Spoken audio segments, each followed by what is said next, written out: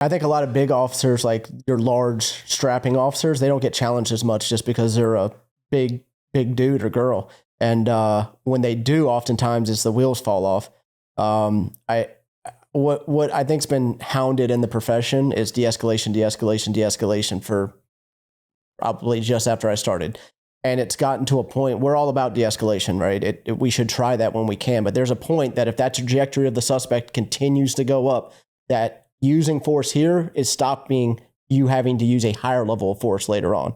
There's a time and place where you need to take action and stop that suspect's rise in trajectory and wherever you're going. Of course, try de-escalation, but what we see cops is getting into that loop of just de-escalation, and then they're having to use a much higher level of force when they do decide to use the force. Right. And so all of that de-escalate, I mean, that applies to everything. That applies to, I saw a video the other day and I don't remember who it was.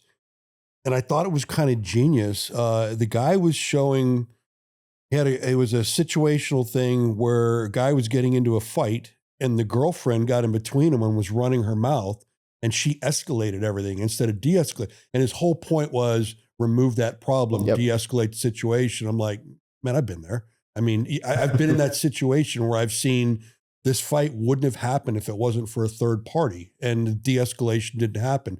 You see that with law enforcement videos all the time.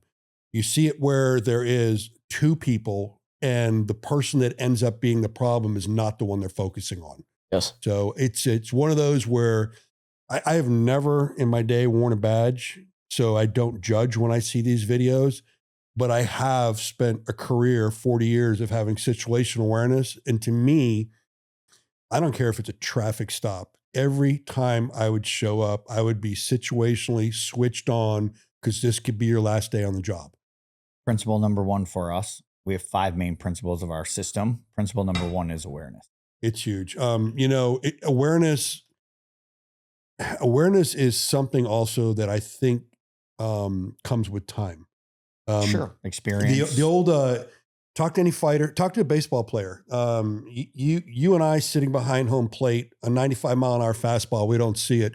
You talk to a Major League Baseball player and the ball slows down. He can see the threads on the ball. It's the same with a fight. Once you get fighting experience, everything slows down. And it's like quarterbacks in the NFL, the Mannings and the Bradys, the game slows down for them. Experience gives you that. So if you don't train, where do you get it? Shooting too, right?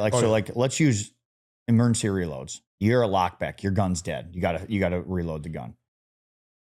There's multiple really good body cam videos of this occurring. Guy mag dumping, and then they're staying at lockback. They don't even know. They're so overwhelmed by the physical portion of the fight, they don't feel the gun go to lockback. You're not staring at the gun, most likely. We do level 2s, and some of our level 2s are like you're turning around. When you turn around, a guy just attacks you with a knife. The knife stats show that, hey, you don't see it till it's launched. It's within 3 feet, and they lead with their empty hand. So why aren't we putting them in these situations so they can train for the stress, how they can handle this process? A lot of these drills, we'll see guys go a lockback. They don't fix it. So instead of me just yelling for them to fix it, it's like, pause. And I'll say, who's got cover? Me, I got lethal cover. Do you? What are your conditions? I let them find the answer. If they're not finding the answer under stress, I'm giving it to them, and they're not going to retain, and they're not going to be able to transfer that knowledge. So it's like, we see if we don't put officers in stress, they can retain something and then go out and rep it 100 times. Okay. I teach Scott an arm bar.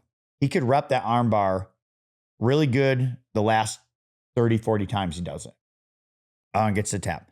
But now the first time I give him a guy that gives him resistance off it, he's probably missing the arm bar, right? Because now the stress or the physical resistance has changed.